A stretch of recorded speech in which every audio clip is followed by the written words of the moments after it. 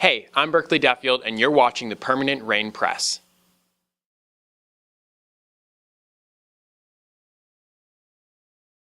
Hi everyone, it's Chloe with the Permanent Rain Press, and today I'm happy to be here with Burkely Duffield. Hello, how are you? I'm good. How are you doing today? I'm doing good, thank you. Good. So I wanted to start off by noting that you are not new to television. Let's briefly talk about one of your prominent roles, House of Anubis, where you starred as Eddie. What impact did this role have in your young career?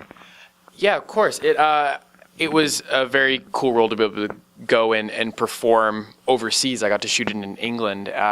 It was also a very prominent role in a TV show, which I think really crafted my career, showed me the responsibility it takes to perform at that level, and as well as perform that regularly as a series regular, which became the series lead in season 3. So it was definitely an important building block in my career.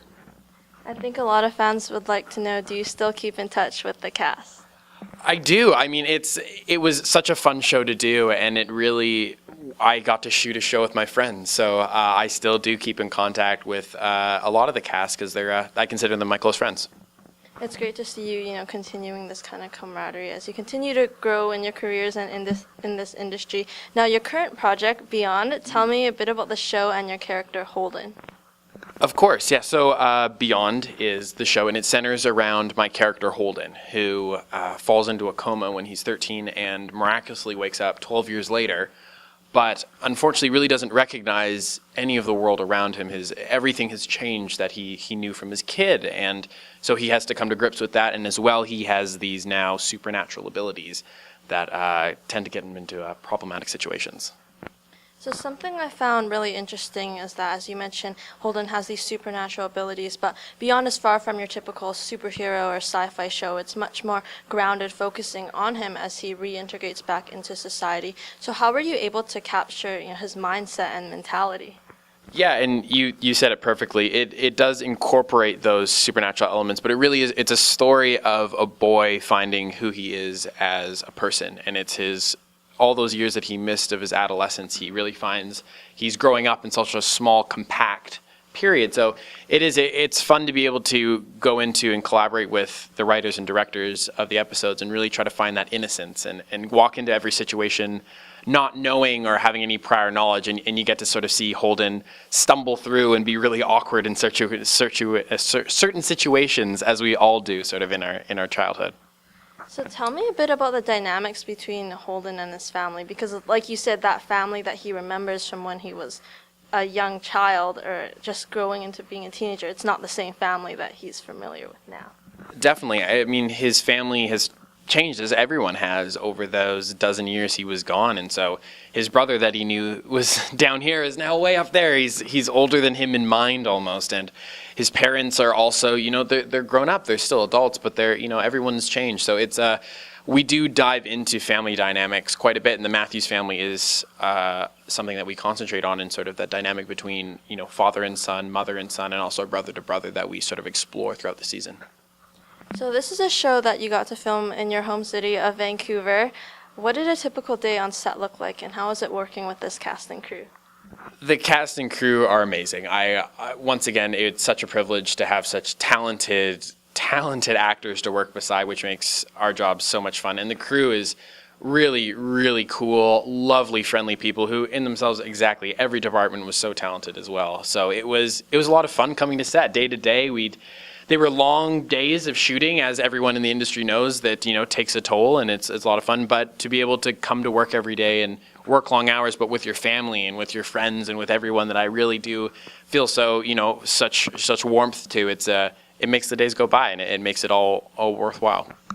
So for those who are still on edge about tuning in, what can viewers expect from season 1? I know, given the first 2 episodes, there'll be some great effects, great stunts, but also looking forward to seeing Holden's journey. Of course, yeah, all of those things. We really have a fun sort of time incorporating those drama relationships. There's going to be some really cool friendships, some love, triangles, some relationships, some hatred, some really cool antagonists that we have in the story that involve, action sequences, as you referenced, and some stunt work. So I do think we have a lot in our shows that if you tune in, I think you're going to keep tuning in back, because we've got a lot to keep you there.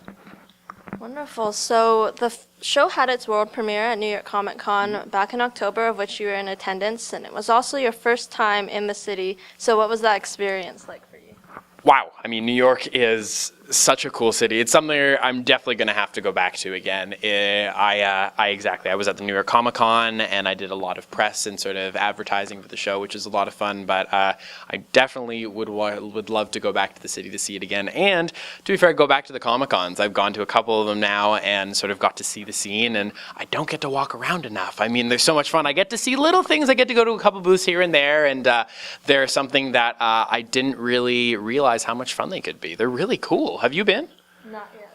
You're going to have to go. Definitely on the bucket list in the future. Yes. And then a few days ago, you were in Denver for the fan screening with the Shadowhunters cast as well. So what was it like being able to interact with, your fellow Freeform network co-stars basically in the same network? What was that like?